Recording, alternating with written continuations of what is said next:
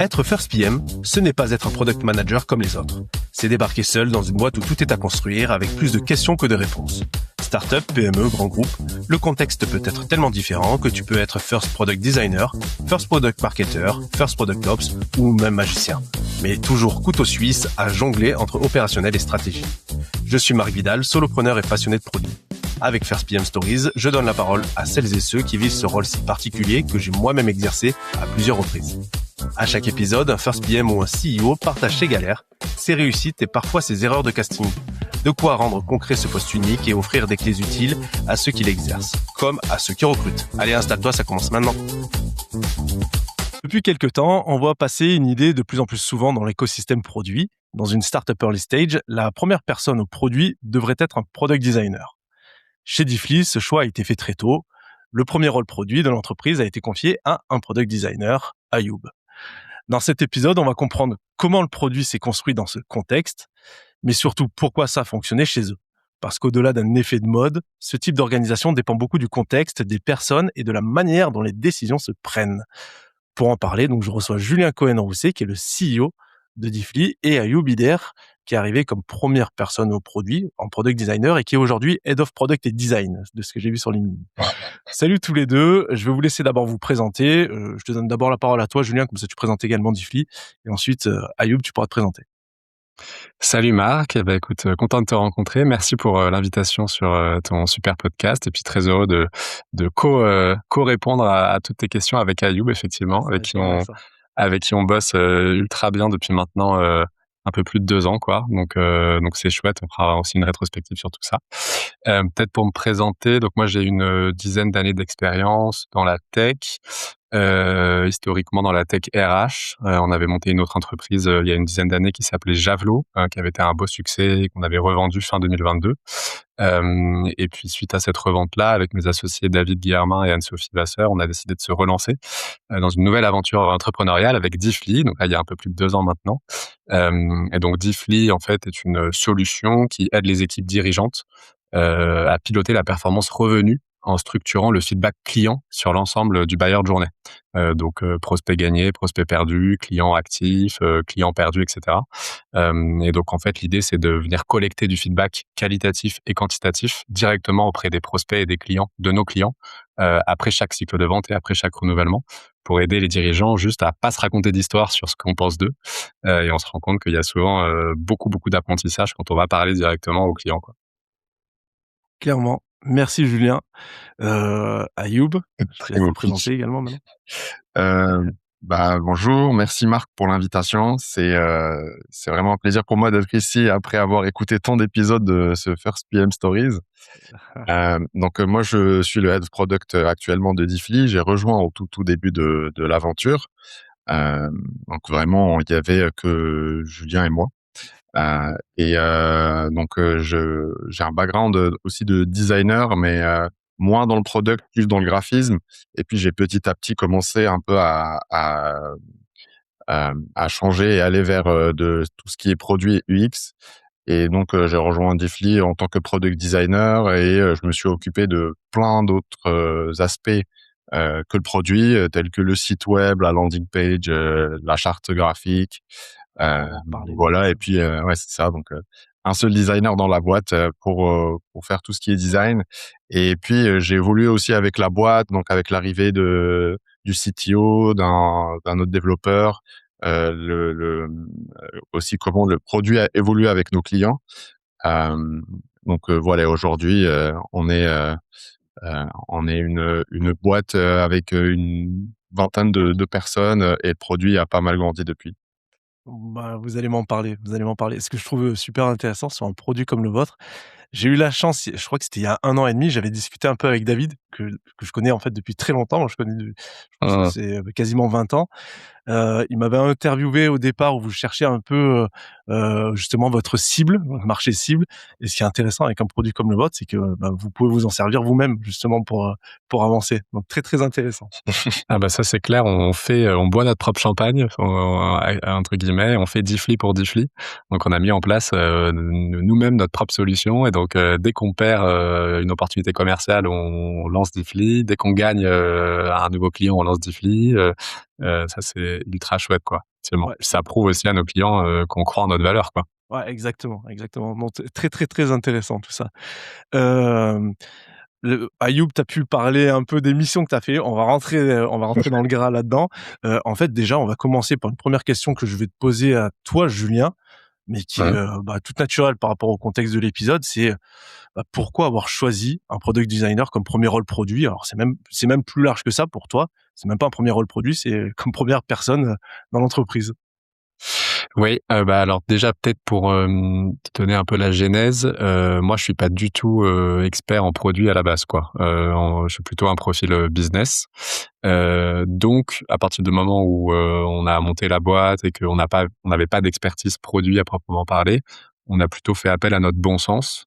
Et donc très vite en fait est venu chez nous le besoin, mais c'est peut-être un peu contre-intuitif pour le coup et on n'a pas trop respecté les best practices de quand on monte une startup.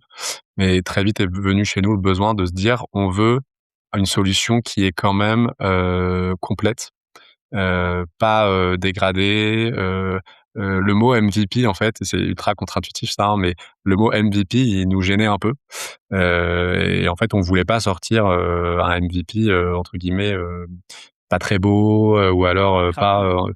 voilà, donc mais ça s'explique aussi et c'est aussi pour ça que c'est peut-être pas la bonne pratique que je recommanderais à tout le monde, mais ça s'explique aussi par le fait que, comme on avait revendu, Javelot, il y a, enfin, là, juste avant, on avait, voilà, une bonne somme de départ pour démarrer, Diffly. Nous, on a démarré, la boîte avec 300 000 € qu'on a mis de notre poche, quoi. Ouais. Donc ça explique pas mal de choix consécutifs et en l'occurrence, celui de se dire: «On peut se permettre de décaler la sortie de notre produit MVP à 3, 4, 5 mois, et pas, au bout d'un mois comme on peut le recommander». Ça c'était également aussi justifié par le fait qu'on avait fait beaucoup d'interviews, d'utilisateurs, de décisionnaires, donc ce qu'a fait David avec toi, à l'époque, ce que nous on appelait les user research. On en a fait à peu près une cinquantaine et on avait, pousser le truc pour vraiment bien valider que effectivement il y avait une problématique sur le blind spot ou en tout cas une méconnaissance de ce qu'on pense, de ce que pensent nos prospects, de ce que pensent nos clients. Il y avait une statistique qui nous a bien mis en avant nous chez Diffly au tout début, c'est Gartner qui l'avait prouvé, qui avait expliqué que 90% des menus déroulants du CRM qui sont censés justifier les raisons pour lesquelles on perd ou on gagne des opportunités commerciales, sont fausses 90% du temps. Donc ça, c'est aussi une statistique qui nous a permis de se dire: «OK, on va prendre le temps pour recruter, une personne au design, qui est Ayoub, pour, faire quelque chose d'assez beau, et de pas sortir le produit, quoi, en un mois». C'est Donc très intéressant parce qu'en fait, c'est sur un tout petit point, par exemple, l'analyse de Gartner, c'est, on parle juste d'un menu déroulant. Par contre, ça montre quand même la douleur qu'il y a derrière et à quel point c'est inutilisé, quoi. ouais, on avait fait il y avait eu un pattern en fait qu'on avait identifié, chez pas mal de dirigeants. Donc ça pouvait être des dirigeants d'entreprise, des directeurs généraux, des directeurs commerciaux, des directeurs marketing qui nous disaient: «Bah, à chaque fois que mes commerciaux perdent une opportunité commerciale, ils remplissent leur menu déroulant, dans le CRM qui peut être HubSpot, Salesforce et en fait à chaque fois, c'est faux parce que, c'est le commercial qui le remplit qui est jugé parti, parce que le prospect il est pas toujours transparent, parce que généralement ces champs-là mélangent les causes et les conséquences». Parce qu'aussi dans la vente B2B, c'est multifactoriel en fait, hein. On perd ou on gagne pour plusieurs raisons et donc tout ça, c'est faux et ces données-là, c'est des données qui sont justement censées justifier la stratégie des dirigeants, pour améliorer leur go-to-market, améliorer leur product market fit, augmenter leur taux de conversion. Donc là, il y avait vraiment un segment, ultra intéressant à aller creuser et du coup, on s'est très vite dit: «Nous, on n'a pas la compétence de design, on n'a pas la compétence de ce qu'on peut appeler, product owner quoi, Mmh. c'est-à-dire, transférer, ce qu'on veut faire comme feature en technique pour, notre, CTO quoi et c'est là où du coup on a commencé à ouvrir les chakras et finalement, pour la petite histoire assez drôle, en fait, il y a une personne dans l'école d'Ayoub, que j'avais appelé où j'avais expliqué que voilà, nous on recherchait un profil, qui avait la tête bien faite, designer, qui pouvait apprendre rapidement, et elle nous a tout de suite poussé le profil d'Ayoub et on a rencontré Ayoub et ça a été un peu un coup de cœur, Le mais crush. aussi humain quoi, tu vois? Pas que sur les compétences parce que nous chez Diffly, on croit beaucoup à l'esprit croissant quoi. On recrute surtout des profils qui sont motivés à l'idée de progresser et d'apprendre et c'était aussi parfait pour Ayoub quoi. Ouais, le fit humain sur de l'early stage, sur des postes comme ça qui vont être amenés à grandir et qui sont stratégiques, indispensable de toute manière. J'en avais pas mal discuté avec d'autres CEO et on avait fait un épisode là-dessus avec Enzo Avigo aussi Ouais, c'est clair. sur cette relation. Ok, ok, très bien. Donc il y a l'expérience que tu pouvais avoir de l'ancienne boîte, le fait que vous aviez des fonds et vous pouviez vous permettre d'avoir plus de temps et cette volonté d'avoir un truc qui est de sortir un produit qui est tout simplement mieux, plus joli, mieux fini, on va dire. Voilà, et d'une manière générale assez poussé, dans la mesure où on avait déjà validé nous le problème auquel on voulait répondre et comment on voulait le faire. Et d'ailleurs, on a bien fait parce que c'est ce qui nous a permis en fait dès le lancement de la collaboration d'avoir un produit qui évidemment était au tout début, mais quand même suffisamment complet pour avoir des entreprises plutôt stables et plutôt grandes, quoi, comme Adobe par exemple ou autres, qui à la vue de notre plateforme s'est dit bon bah en fait il y a même pas de question, la plateforme elle est robuste, quoi. Donc c'est ce qui nous a permis en fait d'ouvrir ces comptes qu'on n'aurait pas pu ouvrir, je pense, si on avait fait peut-être à la mano moi tout seul ou avec un stagiaire ou avec des outils IA. On avait besoin vraiment d'un Ayoub. Après, on verra par la suite que la magie de ce qu'on a fait est permis aussi avec l'aide d'une autre personne. Ça, c'est Ayoub, je pense, qui en parlera, puisqu'ils ont formé un super duo. Justement, toi, Ayoub, quand t'es arrivé, comment t'as compris ton rôle à ce moment-là? Si je comprends bien, au niveau de l'organisation, il y avait toi, Julien, il y avait David et Ouais. il y avait déjà un CTO également?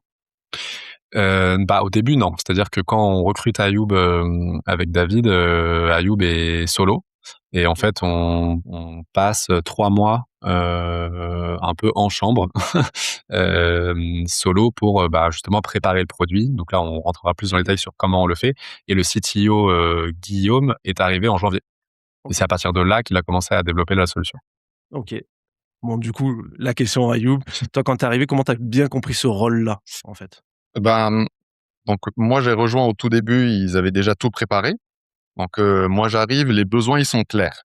Donc j'ai pas à faire de la recherche sur qu'est-ce qu'on doit faire, c'est quoi la problématique.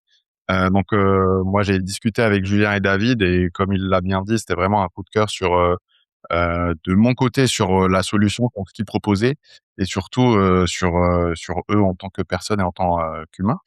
Et donc j'arrive, je vois que tout est préparé et la mission elle est claire. Donc Diffly n'existe pas encore, donc il faut déjà préparer une charte, il faut faire un landing page et puis il faut attaquer le produit. La recherche elle est déjà faite. Donc moi j'interviens sur vraiment lister toutes les features, concevoir la première UI, faire le MVP et le prototype sur Figma pour qu'ils puissent faire des démos très très vite. Et donc les premiers mois, la mission était claire, sortir un MVP le plus tôt rapidement pour qu'on puisse commencer à faire des démos et commencer à vraiment avoir des clients. Et donc après avoir fait le MVP sur Figma, il y a le CTO Guillaume Bondé qui arrive en janvier, OK. un incroyable magicien qui arrive à faire tout le MVP en 2 mois. Franchement, un outil aussi complexe à faire en 2 mois, c'est quelque chose. Et franchement, je pense que j'ai eu beaucoup de chance, moi j'estime, mais aussi un choix très bien fait de la part des cofondateurs, d'avoir vraiment des personnes qui sont hyper smart et qui ne pensent pas qu'à leur scope. Parce que Guillaume, en tant que CTO, il aurait pu juste dire moi j'ai pas assez de spec technique, donc je sais pas, j'ai besoin de comprendre mieux, j'ai besoin que ce soit bien détaillé. Mais lui, il a vraiment aussi l'esprit startup et donc il a pu avancer très rapidement et on avait vraiment des échanges très très fluides. Et ça, c'est rare entre product et tech. Donc, on a très vite formé ce duo product tech qui a fait que le produit a avancé très vite et naturellement. La conversation, elle est hyper facile.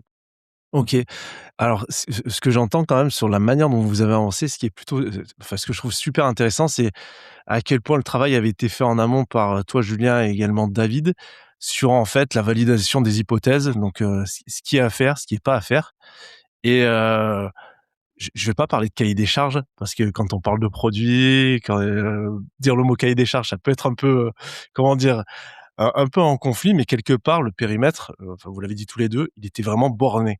Ouais. Donc sur l'aspect discovery, le travail avait été fait, énormément fait. Alors peut-être que toi, Ayoub, tu as été quand même amené à discuter avec certains prospects ou des futurs early adopters, ce genre de choses, mais tu savais en fait ce que tu devais shipper quelque part, si je comprends bien, et tu as pu vraiment te concentrer là-dessus.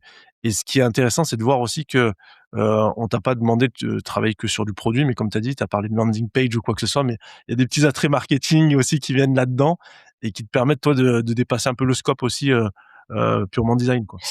Oui, je pense que c'est aussi le poste ou le profil que cherchaient les cofounders, parce que tu recrutes une première personne dans ta boîte, c'est ce que je cherchais moi aussi, c'est-à-dire ne pas juste avoir une mission précise et dire moi je fais que ça, mais c'est vraiment de faire partie de la boîte, de faire partie de l'équipe, de faire évoluer tout, pas que le produit, mais essayer de vraiment d'aider en tant que première personne dans la boîte et founding team member, si je peux dire. Et donc, je pense que ça aussi, ça, c'est ce qui fait que ça a bien matché entre nous. C'est que moi, je voulais une expérience produit early stage et évoluer avec la boîte et le produit. Mais je voulais aussi avoir cette expérience entrepreneuriale où je suis très Ouais. proche des founders, où je peux toucher à tout ce que je peux. Donc moi j'ai un background où j'ai touché à pas mal de choses.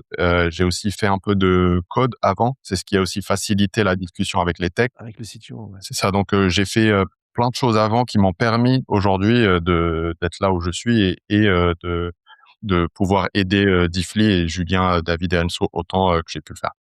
OK, OK. Et par rapport vraiment à cette arrivée, on va dire sur les premières semaines, heu, une question que je me pose là-dessus, c'est il y a les attentes qu'on a en amont, puis après il y a vraiment comment ça se passe, dans le concret. Donc autant que ça soit de ton côté Ayoub ou de ton côté Julien, est-ce il y a dû avoir certainement, ou pas, hein, mais des bonnes surprises et également peut-être un lot d'imprévus. Est-ce que vous avez des choses à partager là-dessus ou non, justement sur ces attentes et sur le concret, le terrain? De mon côté, il y a eu la surprise positive de voir que Ayoub cochait toutes les cases de ce que nous on avait imaginé, quoi. Donc aucune mauvaise surprise, quoi. Effectivement, comme l'a dit Ayoub, quand tu arrives dans une startup, tu as forcément du dépassement de fonction. Et puis c'est pour ça qu'on recherche des profils curieux, enthousiastes, à l'idée de considérer leur job pas comme juste un job, mais comme une aventure, quoi, collective.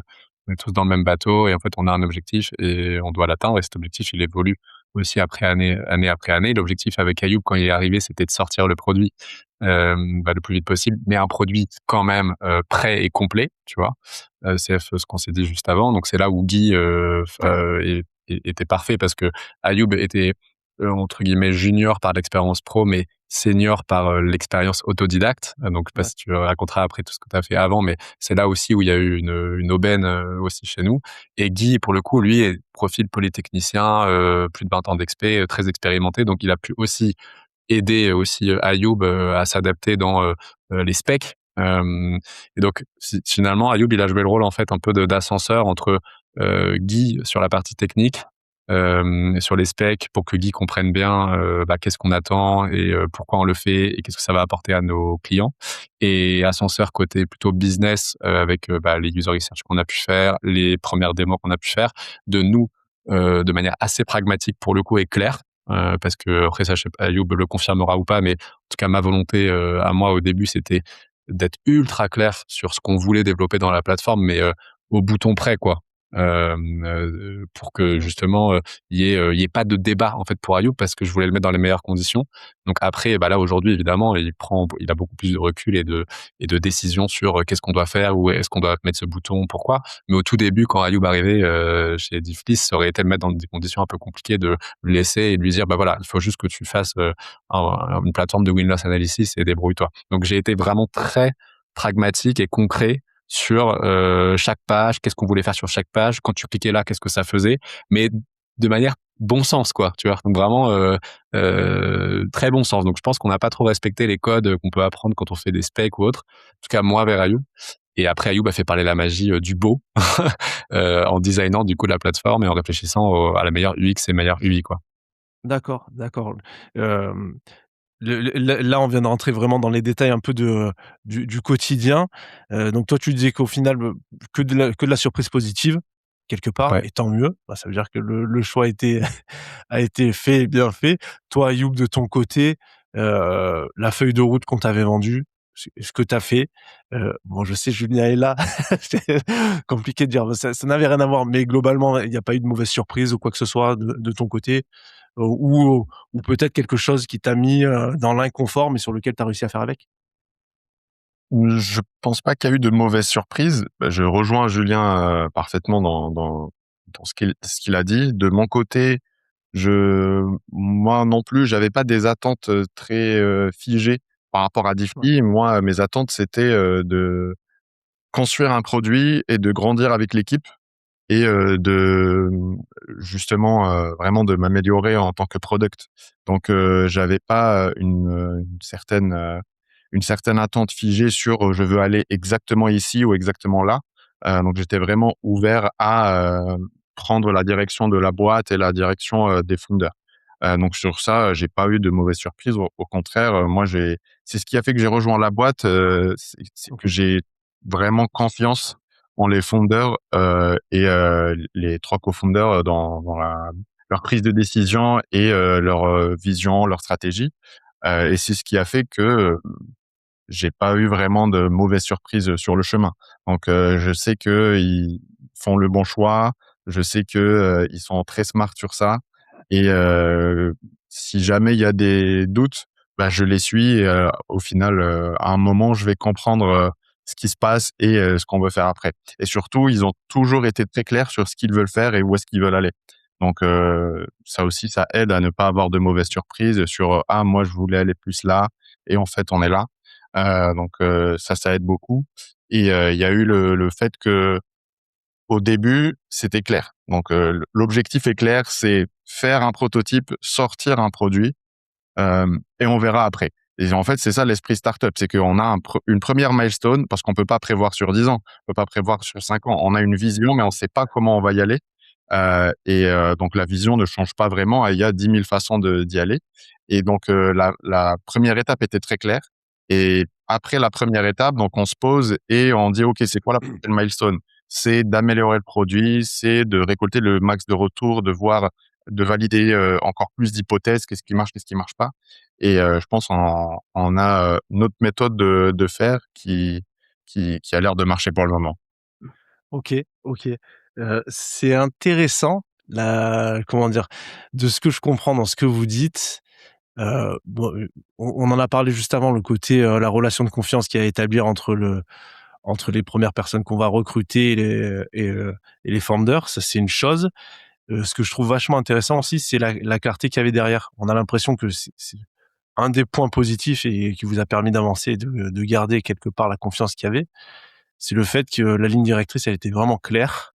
Elle était portée par les founders, et que quelque part, en avançant, tu peux avoir des doutes, mais quand tu avances, tu t'aperçois quand même que la clarté qu'il y avait, elle était, comment dire? C'était respecté, il y avait de la cohérence et ça apportait du résultat derrière. Mmh.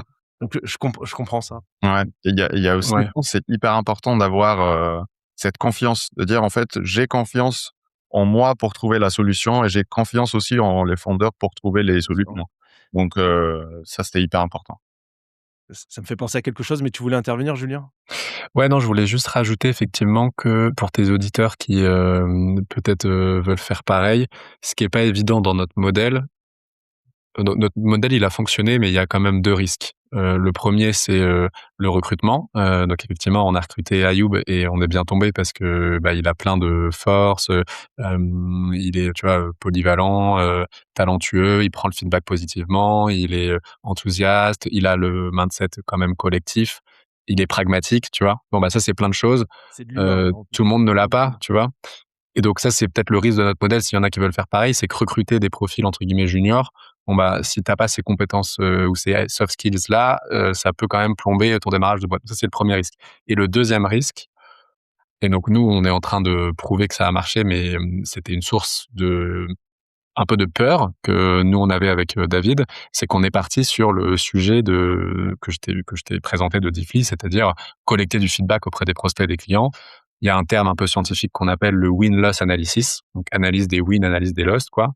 Mais le truc, c'est que notre concept aurait très bien pu ne pas être le bon. C'est-à-dire qu'on aurait pu ne pas avoir de clients, on aurait pu avoir des prospects qui nous disent mais je suis pas intéressé.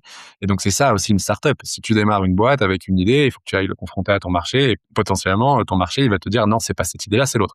Nous on a eu l'approche d'avoir confiance en ce qu'on faisait, aussi parce qu'on avait vécu dans notre précédente expérience le fait de faire ce programme de collecte de feedback et d'avoir un impact incroyable sur le taux de conversion. Ah, c'est logique, hein, dès que tu écoutes tes clients et tes prospects, tu comprends ce que tu dois faire. Donc, c'est logique, mais on avait quand même la peur pendant cette période de 6-9 mois quand même, hein, qui est une période assez longue, de se dire, bon, bah, en fait, OK, c'est clair pour Ayoub parce qu'on design, parce que c'est clair pour Guy, développe la solution, mais potentiellement, on perd 6-9 mois de notre boîte, parce qu'en fait, on n'a pas le bon concept.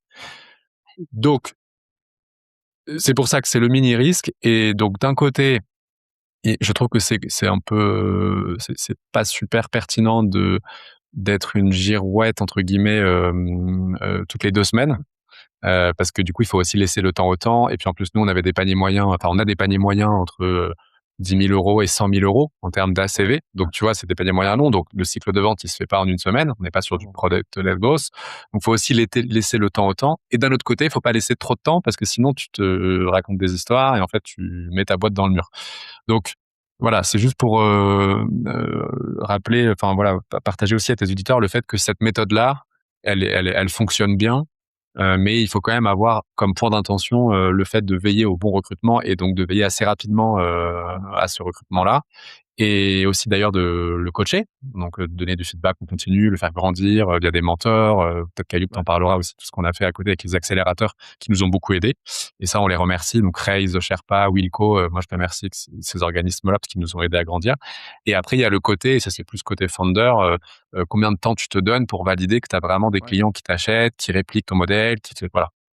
Ouais, t'as trouvé un marché, quoi. Mmh.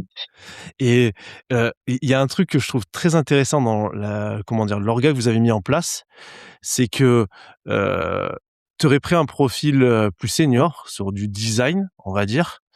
Peut-être que, et là c'est des hypothèses, mais j'ose imaginer que des choix que toi que t'as fait et que t'as présenté à Ayoub justement sur je veux mettre ce bouton là de telle couleur et compagnie, bah peut-être qu'ils auraient été beaucoup plus challengés également, parce que l'expérience de cette personne fait que, bah, dans certains contextes, c'était pas ce qu'il aurait fait parce qu'il a connu ça dans une autre boîte. Et là, peut-être que la manière dont vous avez fonctionné fait que, bah, pour Ayoub, par contre, tu lui as dit il fallait faire comme ça, il fait et il y a pas de sujet et ça marche, quoi.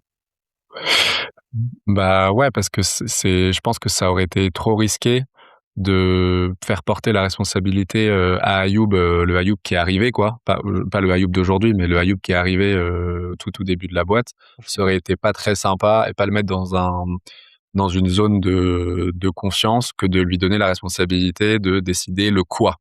Par contre, en revanche, le comment, euh, et le où tu places les boutons, etc. Ça, c'est la responsabilité d'Ayoub parce qu'après, bah, il y a le design, il y a le parcours utilisateur. Ça, c'est sa responsabilité. OK. Non, super intéressant, super intéressant. Et hem, là, si on vient un peu, on va dire dans l'émission, alors globalement, il y a eu le début, vous avez expliqué comment ça a été fait. Ensuite, il y a la relation avec le CTO qui est arrivé pour sortir ce produit-là. Heu Il y a un cadre qui est quand même assez fort que Julien te propose et puis après il y a le cadre technique aussi qui est porté côté CTO. Est-ce qu'il y a des choses que toi tu as plutôt fait après toi à ton côté Ayoub à l'intuition parce que tu as commencé à t'émanciper un peu de tout ça comment dire qui commence à tendre un peu plus vers du product management, qu'est-ce que tu sens un peu là-dessus? J'ai pas très C'est probablement plus sur des décisions, on va dire, produits, qui étaient très portées par Julien, pendant un long moment et je suppose qu'à un moment, tu as pu commencer à prendre un peu plus le lead sur certaines choses. Est-ce que c'était porté quand même par de la data que tu avais derrière ou, heu, parce que tu as fait tes preuves, parce que tu as montré que ton intuition potentiellement, elle était bonne sur certains sujets, tu as pu commencer à prendre les rênes du sujet? Très bonne question. Moi, je crois que l'intuition a besoin de beaucoup d'années d'expérience pour s'entraîner, pour que ça devienne une bonne intuition. Moi, aujourd'hui, je peux avoir de l'intuition sur de la façon dont le produit il est fait, mais ce qu'on fait sur le produit, je préfère aujourd'hui me baquer sur de la data, sur les retours clients, sur ce qui se fait sur le marché. Euh, et donc, on peut avoir des intuitions par rapport à ça, mais c'est quand même basé sur de la data derrière.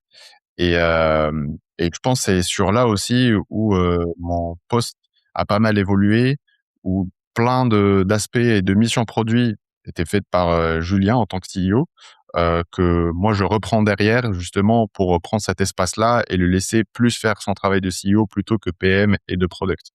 Donc il y a le fait de prioriser dans la roadmap, penser à quelle direction on veut prendre, euh, vraiment garder un œil sur les concurrents, voir ce qu'ils font, collecter tous les feedbacks clients, être proche des clients, etc. Euh, donc c'est surtout sur cet aspect-là.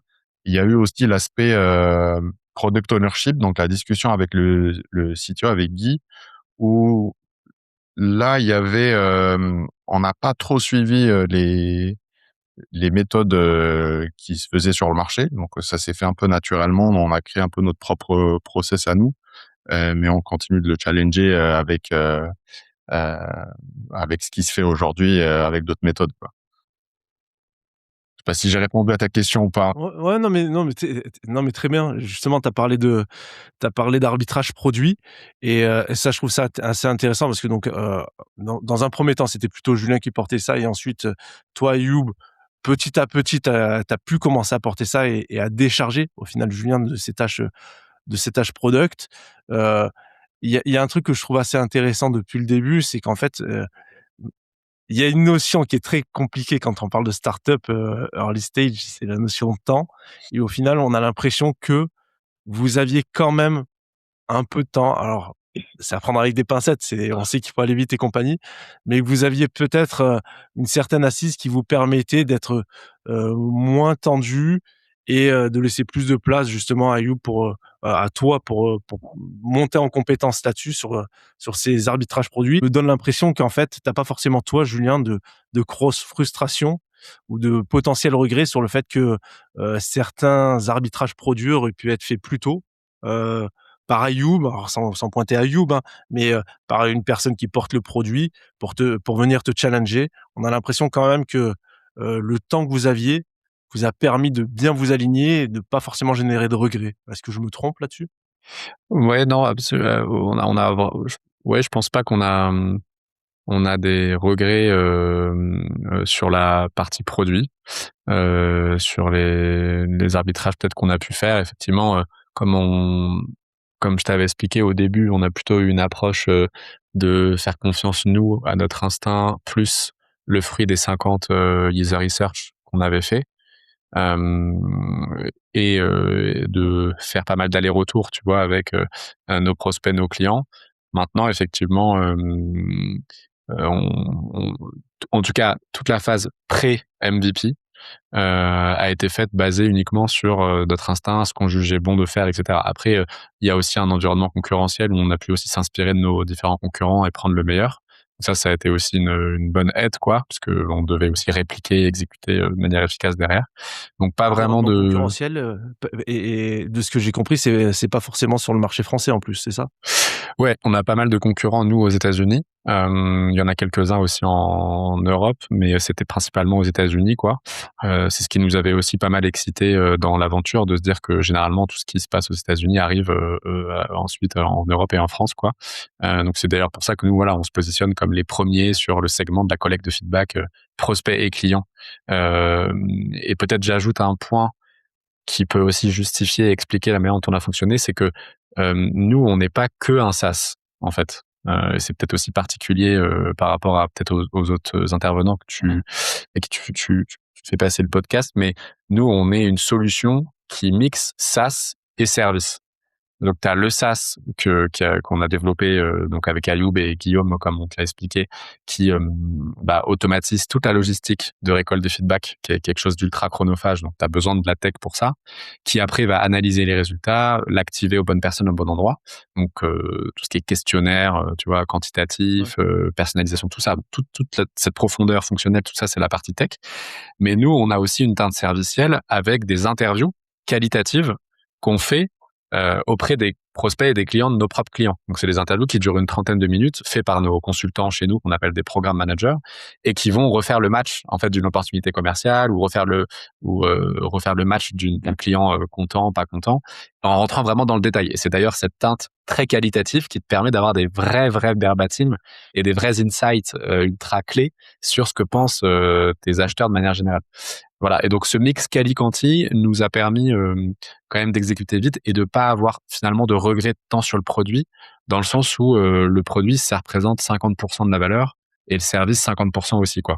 Ok, très intéressant ça, très intéressant. Ok, plutôt clair. Merci pour cette explication, Julien. Et c'est vrai que si on n'a Plaisir. pas cette notion-là, forcément, on oublie une partie du service que vous proposiez chez Diffly. Au final, on s'aperçoit que ça marche pour vous. Ça marche. Vous commencez à grandir. Ton rôle, tu l'as dit aujourd'hui maintenant, Ayoub, t'es plus sur du design. T'es head of product, on le définit comme ça. À quel moment, dans l'orga que vous aviez, tu as commencé à sentir que euh, ça avait potentiellement atteint ses limites et que toi, Ayoub, il fallait que tu commences à couvrir cette partie, ce périmètre produit. Tu l'as senti comment, toi? Ben, déjà, en rejoignant Diffly, le but c'était pas d'être product designer. En rejoignant Diffly, le but c'était vraiment d'exceller sur la Grandir avec eux. produit et de m'occuper de tout le produit Diffly à terme. Donc c'est un peu l'évolution naturelle pour moi de dire maintenant c'est le produit, je suis product designer, on fait l'MVP et puis après je prends plus de responsabilités petit à petit. Donc c'était euh, c'était vraiment une évolution naturelle, quoi. Donc à un moment, Mais est-ce qu'il y a eu un moment précis qui a montré que c'était maintenant qu'il fallait le faire, d'arriver à faire ce switch? Peut-être toi aussi, Julien, est-ce que de ton côté, il y a eu des signaux faibles qui ont montré que tu avais moins de bande passante ou autre? euh, je peux continuer à Ouais, répondre. vas-y, Oui, Ayoub. bah, bien sûr, Vas-y, ouais. bien sûr. En fait, de mon côté, je pense que une fois que le produit a été commercialisé et qu'on a commencé à avoir pas mal de clients en plus, on a commencé à avoir plus de personnes dans la boîte. Donc là, je vois que Julien a beaucoup plus de choses à faire que juste vraiment être trop impliqué dans le produit. Donc c'est là où je me dis, de mon côté, c'est là où je dois vraiment commencer à intervenir pour soulager Julien sur ce côté-là produit. Ouais. Et donc prendre encore plus de responsabilités et prendre tout ça sous mon scope, quoi. Donc je dirais vraiment c'est cette partie-là où c'est quelques mois après la commercialisation où j'ai commencé à voir que déjà moi je suis plus à l'aise sur les missions que je faisais avant et que c'était une opportunité pour moi de commencer à grandir sur cet aspect-là. OK. Ouais, effectivement, pour surfer sur la vague d'Ayoub, c'était effectivement le plan dès le recrutement, hein, de lui dire, l'idée c'est que tu sois la personne clé sur tout le produit de la solution Diffly, quoi. Et donc après ça s'inscrit dans un cadre aussi de montée en compétences où effectivement Ayoub a démarré par product designer, puis est monté sur product owner, puis prend de plus en plus la casquette de product manager en faisant plus de calls avec nos prospects, en faisant plus de calls avec nos clients, en ayant une vision de plus en plus, tu vois, stratégique. Ça, c'est dans le cadre aussi du temps et de l'acculturation aussi à notre business, puisque notre business, il est lié au CRM, aux équipes revenues, aux stratégies go-to-market. Donc tout ça, c'est aussi de l'expérience, tu vois, en parlant, où tu progresses comme ça, quoi. Et effectivement, ça va aussi de pair avec la croissance de la boîte, dans le sens où une fois qu'on avait une solution, on va dire établie, qui pouvait être vendue sur des paniers moyens intéressants, bah effectivement le focus de David et moi, il est moins sur le produit mais il va être plus être sur la génération de business, le fait de se focus sur le fait que nos clients sont ultra satisfaits, sur le recrutement aussi des équipes type sales, type CSM, même si toujours le produit reste tu vois, une partie non négligeable de nos points d'attention. Mais effectivement, comme là maintenant, la boîte elle tourne et qu'on a maintenant à peu près une centaine de clients, le focus prioritaire il est plus sur l'exécution commerciale et la satisfaction de nos clients que sur le produit, parce que maintenant il y a Ayoub qui a plus en plus de maturité et aussi un produit qui déjà apporte déjà pas mal de valeur, même si on peut encore de plus en plus s'améliorer dans les prochains mois et années, quoi. Ouais, je comprends bien le côté, mise sur le marché, acquisition des premiers clients de manière très naturelle, sans avoir senti un bottleneck, de ton côté, Julien. C'était, comment dire? Heu, Vous avez senti que là, c'était le bon moment maintenant pour, que toi, Ayoub, tu arrives à avoir cette liberté-là et libérer, de manière très naturelle, la bande passante, de ton côté, Julien. De toute manière, en fait, tu avais pas forcément le choix non plus, parce qu'il fallait que tu ailles sur le côté business. Donc Ouais, ça s'est fait de exactement, manière assez naturelle là-dessus, quoi. Exactement, c'est ça. exactement. Et et il y a alors je vais juste faire une petite parenthèse parce que c'est vrai que vous parlez souvent du CTO et c'était pas forcément là où j'allais vous amener. Mais, cette personne, j'ai l'impression qu'elle a été aussi, elle a joué un rôle majeur dans le travail que toi tu pu apporter, Ayoub, et l'évolution que tu as pu avoir. C'était une personne avec qui vous aviez travaillé en amont, chez Javelot ou pas vous connaissez d'avant? Ouais, bien sûr. Effectivement, nous, on a pas mal la philosophie, on change pas une équipe qui gagne. Et effectivement, Guillaume faisait partie de l'aventure d'avant Javelot, faisait même partie de l'aventure encore d'avant, dans laquelle moi j'étais pas présent, mais dans laquelle étaient présents David et Anne-Sophie. Et donc on le connaît bien. Voilà, on s'adore, on adore bosser ensemble, on a une confiance absolue. Et donc c'est ce qui nous a permis aussi de fonder ce duo de manière si efficace, quoi, dès le début de la boîte. Toi, de ton côté, Ayoub, tu as l'impression que ça t'a apporté quoi? Justement, ce, ce lien que tu as pu avoir avec Guillaume? Ça m'apporte déjà, j'ai envie de dire de la facilité de faire les choses. Donc, j'ai pas besoin de rentrer beaucoup trop dans le détail, dans les specs, dans ce qu'on doit faire, dans la façon dont les choses sont faites.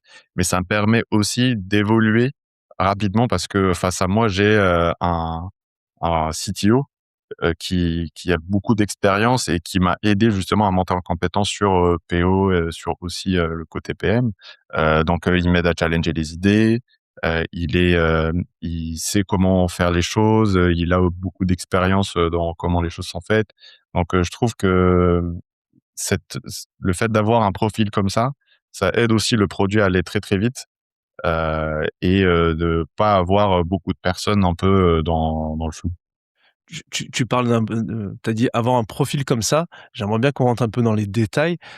Moi, de l'expérience que j'ai eue, alors j'ai eu des CTO qui étaient, je trouve qui correspondent bien à ce que tu décris et qui m'ont permis moi aussi de monter en compétences, et j'ai vu dans d'autres boîtes des CTO qui sont peut-être très, très compétents, mais très tech, et qui avaient plutôt tendance comment dire?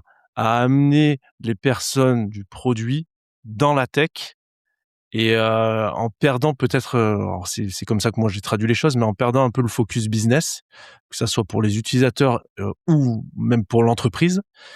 Heu, toi justement ce fameux Guillaume, il est, c'est quoi son profil? Parce qu'on dit CTO, mais quand il travaille avec toi, il a une sensibilité sur ce business? Il est impliqué dans certaines décisions comme ça?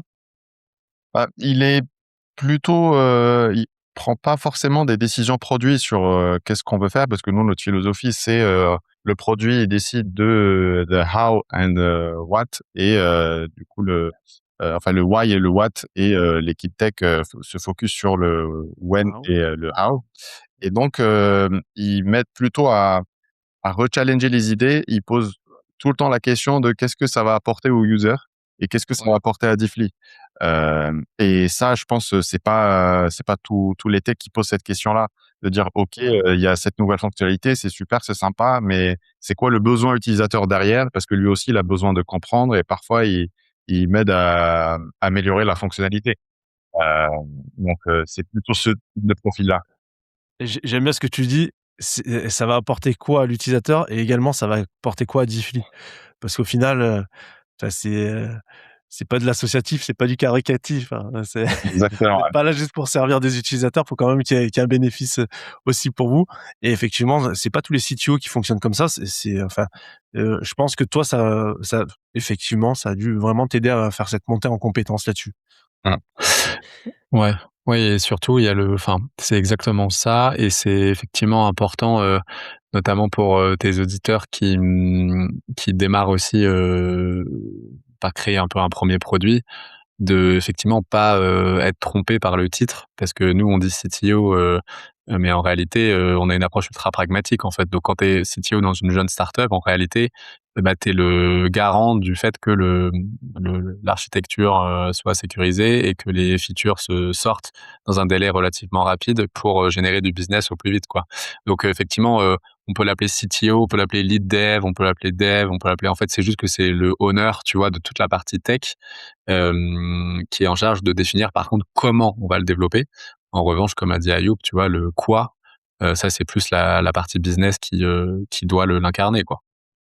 Ouais, je comprends bien, je comprends bien. Non, mais très, très bien et puis on voit que c'est un écosystème et que c'est pas censé être siloté. Enfin, il faut pas que ça soit siloté et c'est, heu, c'est un des, comment dire? Un des vecteurs de réussite d'arriver à avoir quelque chose de comment dire?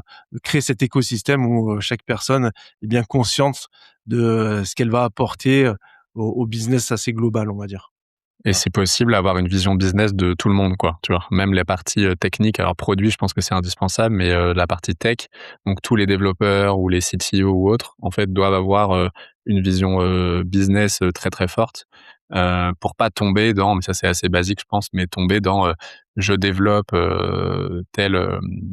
telle chose parce que c'est beau d'un point de vue développement. Mais par contre, en fait, ça va juste créer des nœuds, à tout le monde et ça n'a aucun impact sur le business, tu vois? Et ça, je pense que c'est assez facile de tomber dedans et c'est un peu une connerie quand tu es une jeune startup, quoi. Après, tu peux plus te le permettre quand tu es rentable et que tu as beaucoup d'argent, mais quand tu es une jeune startup comme nous, c'est impossible, quoi. Ouais. Ouais, ouais et pourtant ça se voit souvent, hein. Tu dit un truc au tout début, mais c'est, la peur aussi de confronter le truc au marché et compagnie. Ouais. Hem, de ton côté, toi, Ayoub, sur la partie que tu couvres maintenant sur le scope, comment dire? Est-ce que tu es impliqué sur tous les sujets ou, tu es en train de monter en compétence, par exemple, sur le côté plutôt strat? Comment vous êtes en train de collaborer, que ce soit avec Julien ou avec toute l'équipe, pour que tu montes encore plus d'un niveau, sur cette partie product management? Aujourd'hui, il y a toute la partie stratégique qui n'est pas encore, à 100% ownée par moi parce qu'au final, la stratégie est aussi, définie et par L'entreprise, ouais. c'est ça, elle est définie par les cofounders et les C-level. Donc, il y a cette partie-là qui est encore, qu'on qu'on qu'on maintient, j'ai envie de dire ensemble. Donc, par exemple pour la roadmap, donc, il y a une stratégie. Moi, je fais un draft de roadmap, je mets mes hypothèses, je dis: «OK, par rapport au marché, par rapport aux demandes clients, moi, je vois plutôt ça comme plan, pour, ce quarter» et puis on discute et on valide ou pas avec, David et Julien. Heu et puis, sur les autres parties de comment on fait, qu'est-ce qu'on fait, les demandes clients, gérer ces demandes clients, parler aux clients, bah, toute cette partie-là, maintenant elle est plus gérée par Julien. Et surtout ce qui m'aide maintenant, j'ai décidé de prendre un accompagnement de CPO, Ouais. donc dans le but de vraiment monter très rapidement dans ces compétences-là pour pouvoir apporter, justement, plus de valeur dans la partie stratégie, parce que ça demande des compétences business que moi de formation, j'ai pas. Donc j'ai pu en autodidacte, lire des choses par-ci par-là, essayer d'assister à pas mal de réunions avec Julien et David, mais c'est pas, suffisant pour vraiment avoir, cette vision, business produit. Heu, voilà. J'ai OK. Ouais, non, mais plutôt assez clair, alors il y a une question que je vous ai pas du tout posée et je trouve que c'est quelque chose qui émane, mais juste depuis, on va dire j'allais dire quelques semaines, mais peut-être quelques mois. au final, le sujet de notre épisode, c'est le fait d'avoir pris une première personne au produit qui était plutôt orienté design. Comment toi t'as réussi dans ce contexte, comment vous avez réussi avec Diffly pour avancer et pour arriver à faire une solution performante, une vraie mise sur le marché qui marche. Maintenant, quand je vois ce qui peut se passer avec l'IA, euh, on parle de vibe coding, on parle de protos qui sont faits dans tous les sens, à la va-vite et tout. Et c'est marrant parce que Julien, en tout début d'épisode, t'en as quand même parlé de l'IA, t'as cité ça. Je me posais la question si, comment dire, au jour d'aujourd'hui, avec cette tournure de phrase horrible que je viens de faire, est-ce que ça pourrait pas être fait d'une manière différente et donc avec plutôt une personne euh, soit orientée plus produit que design, mais qui s'appuyant sur de l'IA. Est-ce que c'est quelque chose que euh, comment dire là on se projette et c'est plutôt un avis de votre part que je vous demande, mais vous voyez les choses comment avec tout ça?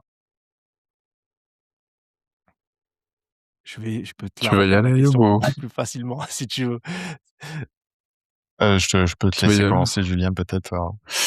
Ouais, oui, bah effectivement, Ouais. super point, Marc. Et je pense que l'IA, nous, on l'utilise, je pense, de manière intelligente. Faut juste effectivement pas tomber dans une mauvaise utilisation de l'IA où en fait on déconnecte le cerveau et en fait on attend de l'IA de tout faire. Et donc là, tu perds un peu ton sens et tu perds aussi ta pertinence, tu vois, quand tu vas aller après présenter ce que tu souhaites faire. Mais effectivement, bien utilisé, et d'ailleurs, Ayoub, dans ses process, utilise de plus en plus l'IA. Notre équipe technique utilise de plus en plus l'IA aussi pour développer rapidement. Mais après, nous, perso, on tient à garder cette couche d'intelligence pour tu vois, être efficace. Et donc, pour répondre à ta question, imaginons qu'on avait ce niveau d'IA aujourd'hui et on montait la boîte aujourd'hui. Je pense que en effet, Ayoub aurait eu peut-être un poil plus de temps pour faire un peu plus de call avec notre marché, tu vois, nos prospects et nos clients, puisque l'IA peut-être lui aurait permis de développer des mock-ups plus facilement, de peut-être développer et rédiger, quoique, hein, ça c'est à valider, mais rédiger des specs un peu plus facilement aussi, parce qu'aujourd'hui c'est aussi ça, l'IA aide énormément sur ça. Donc voilà, probablement que tu vois, on aurait gagné un peu de temps si on avait démarré avec l'IA là aujourd'hui. Et sachant que je voulais ajouter qu'il y a un truc qui a fait la réussite quand même, c'est que Guillaume, qui est quand même celui qui développe, ne se posait jamais aucune question sur où est-ce qu'il devait placer tel ou tel bouton, quelle couleur ce bouton devait avoir, quand je clique sur ce bouton, qu'est-ce que j'avais. Donc je sais pas à quel point l'IA permet, tu vois, de rentrer dans ce niveau de détail, et probablement que oui, si c'est bien foutu. Mais une des clés de succès, ça a été vraiment le fait que Ayoub mettait Guy dans un fauteuil où Guy ne se posait aucune question, absolument aucune question. Et je sais que c'est souvent ça le problème, la problématique des équipes techniques, c'est que c'est souvent pas clair, donc elles doivent douter et se poser des questions de où est-ce que je dois poser tel ou tel bouton, etc. Là, on a vraiment tenu au tout début à s'assurer qu'il y avait vraiment zéro doute côté Guy pour qu'il exécute le développement de la plateforme directement, quoi. Ok, super intéressant. Très, très, très bien. Ayoub, tu veux rajouter quelque chose là-dessus? Ouais, moi je dirais, je suis tout à fait d'accord avec Julien. Je rajouterais aussi le fait qu'aujourd'hui, avec l'IA, on peut faire justement un premier draft, une V0 très rapidement, mais la faire évoluer, c'est difficile parce que l'IA, elle a du mal à être consistante sur le reste des évolutions. Et surtout, ce que génère l'IA, c'est un peu la même chose pour tout le monde. C'est un peu le même template qu'on voit un peu partout. Aujourd'hui, on peut reconnaître une solution qui a été designée par l'IA. Donc je pense que si on aurait à refaire Diffly aujourd'hui, j'utiliserais l'IA pour aller plus vite, pour valider des hypothèses. Mais je pense à un moment, c'est pour faire un produit qui est bien peaufiné. Là, tu as besoin des compétences d'un designer. Et, euh, et puis oui, Guy aussi permet de ne pas oublier les failles de sécurité, de faire en sorte de pas avoir de dette technique. Parce qu'avec l'IA, tu te dis, OK, je donne à l'IA de faire tout le code, mais à un moment, tu sais plus comment le gérer, comment ça a été fait, et du coup, tu accumules la dette technique avec le temps. Donc, je pense que l'IA, elle est bien, pour vraiment faire un draft, pour tester des hypothèses, pour lancer quelque chose rapidement. Mais à terme, c'est toujours mieux d'avoir des personnes qui guident cette IA-là et qui la font, qui font développer les choses. Ouais, je suis plutôt d'accord. À mon avis, il y en a qui sont pas forcément d'accord avec cet avis-là, parce qu'il y en a qui maîtrisent peut-être plus les choses ou qui arrivent à faire des choses différemment. Mais moi, de mon côté, j'essaie de faire des side projects.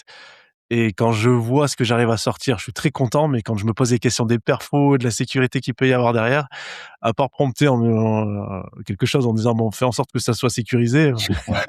Derrière, je sais pas si ça l'est, par exemple. Ouais. Donc non, je vous rejoins plutôt là-dessus.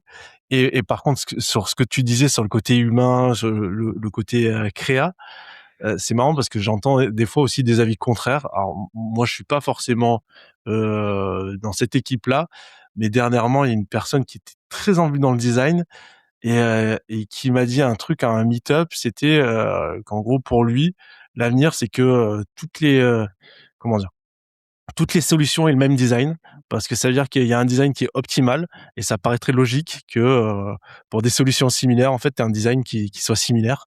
Donc en fait, plus trop de créativité. Et moi, ça m'a fait super peur, parce que peut-être que c'est le truc le plus performant, mais il y a le côté émotionnel un peu derrière que je trouve important. Et si tout se ressemble après, moi ça me décevrait, mais là Ouais. c'est par émotion derrière. Et je pense que tout dépend du produit aussi. Si là, c'est un SaaS B2B et tu sais qu'il y a certaines fonctionnalités qui sont un peu partagées par tous les SaaS, tu sais que tu connais les parcours que tu dois faire et ton objectif le plus important, c'est pas te démarquer euh, par le design, mais vraiment d'apporter une solution efficace. Là, tu peux tout faire avec l'IA et du coup, tu commences à ressembler un peu à tous les SaaS des US qui ne se focusent pas du tout sur le design et plus sur l'aspect fonctionnel. Et je crois aussi que l'IA, enfin, ne peut pas fonctionner seul, c'est un outil. Donc, tu dois toujours avoir quelqu'un pour guider cette IA, pour utiliser cette IA. Donc, on aura peut-être moins de gens dans une équipe. Plutôt que Ouais. d'avoir 3 designers, tu vas avoir un seul designer qui peut créer plein de choses. Donc, là, je dirais que oui, l'IA, heu, elle peut aider les entreprises à faire plus avec moins.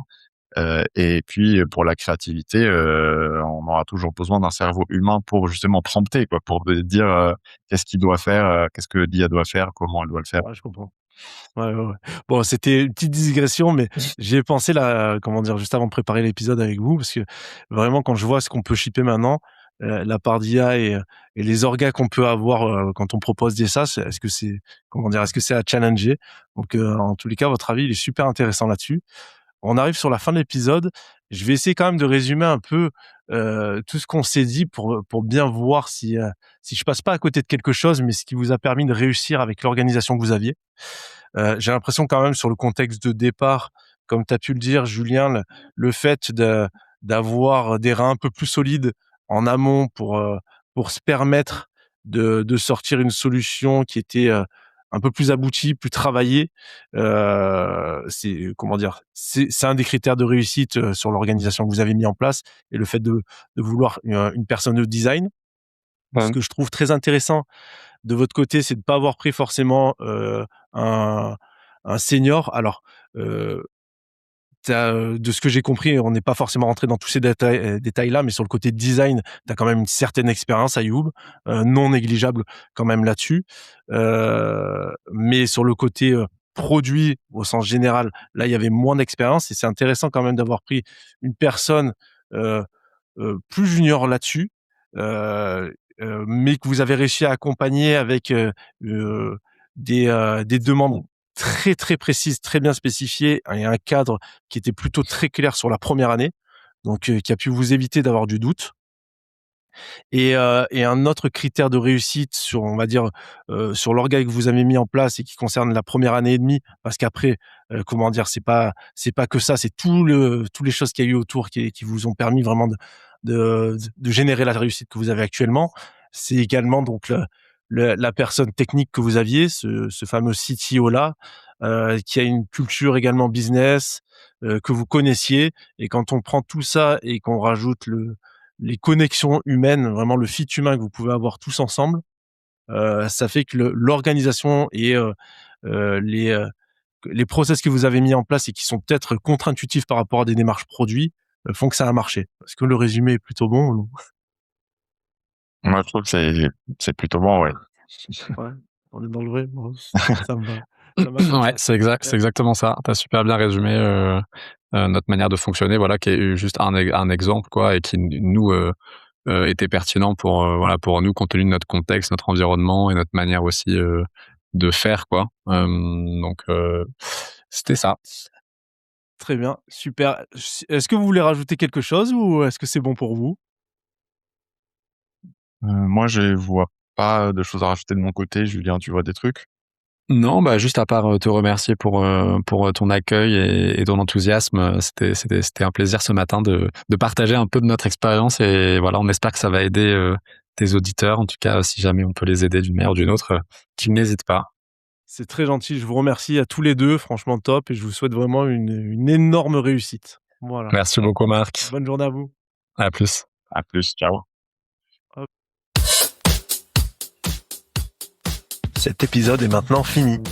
Un grand merci à notre invité et à toi pour ton écoute. J'espère que tu auras pu y trouver ton compte.